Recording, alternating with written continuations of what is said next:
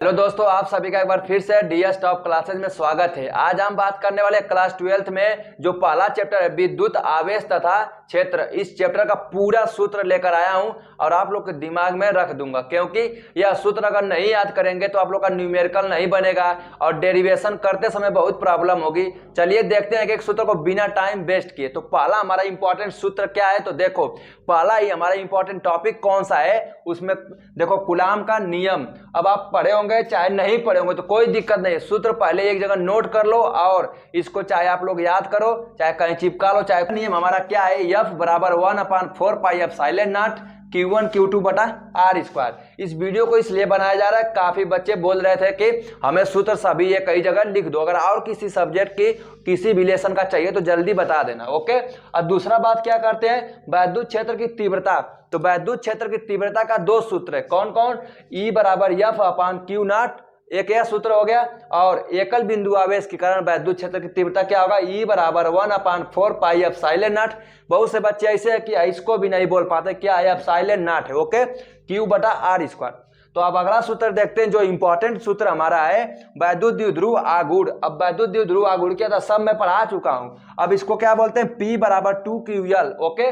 अगर इन सूत्र का सभी का मात्रक, बीमा और संकेत अच्छे से चाहिए तो बताओ। अगले सूत्र की बात कर लेते हैं, जो हमारा अच्छी स्थिति पे सूत्र है, E बराबर K2P R का क्यूब। अब आप कहेंगे भैया गलत लिखे, तो गलत नहीं, देखो K का मान आप लोग रख सकते हैं 1/4πε0 होता है। निरक्षी स्थिति देख लेते हैं, E बराबर KP R का क्यूब। अब यहाँ पर 2 नहीं रहेगा निरक्षी में, और अच्छी में 2 रहेगा। यही सब ध्यान लेना, छोटी छोटी बातें जो आप लोग को दिमाग में सेट करना। अब बात कर लेते हैं कि बल आघूर्ण, उसी में आप लोग को ज्ञात करना वैद्युत द्विध्रुव के कारण, ओके। मैं उतनी बड़ी टॉपिक को क्यों नहीं लिखा हूँ बड़ा सा, क्योंकि बोर्ड आप लोग का छोटा पड़ जाएगा, इसीलिए सिर्फ मेन टॉपिक लिखा हूँ आप लोग याद करने के लिए। अब बात कर लेते हैं कि वैद्युत फ्लक्स। देखो काफी बच्चे तो जानते ही नहीं है कि ये सब क्या है, तो देखो आप लोग याद करते चलिए, फाई ई इसको बोलते हैं, बराबर E ds cos थीटा यहाँ पे लगा सकते हो, ओके।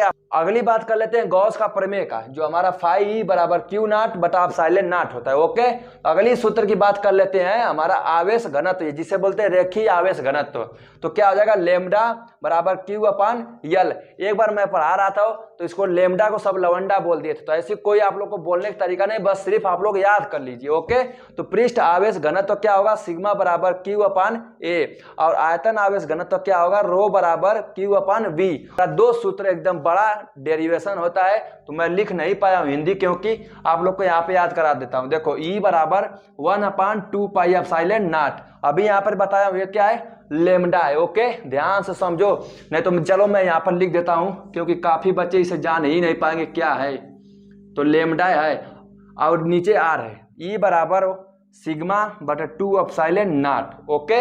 इतना आप लोग का पहले लेसन में सूत्र है, और अगर इसमें कोई सूत्र छूटता है तो आप लोग जरूर बताइएगा। एक सूत्र देखो, इसको भी याद कर लो, Q बराबर या नहीं होता, इसे भूल गया हूं लिखने के लिए, जो आवेश का क्वांटीकरण का सूत्र है, इस पे भी न्यूमेरिकल आता है कभी कभी। इसमें सबसे ज्यादा इंपॉर्टेंट कौन है, यह दोनों है डेरिवेशन के लिए, और इधर कौन सा है, यह वाला थोड़ा सा इंपॉर्टेंट है न्यूमेरिकल के लिए, और कूलाम का नियम तो सबके लिए इंपॉर्टेंट, क्योंकि डेरिवेशन में बार बार यही घूमते रहते हैं। तो अगर स्क्रीनशॉट लेना तो आप लोग ले लीजिए, अगर इसका अच्छे से नोट्स लेना चाहते हैं तो एक बार जरूर बताइए, मैं आप लोग को लिख कर सेंड कर दूंगा, ओके। तो मिलते हैं किसी नेक्स्ट वीडियो में। जय हिंद, वंदे मातरम।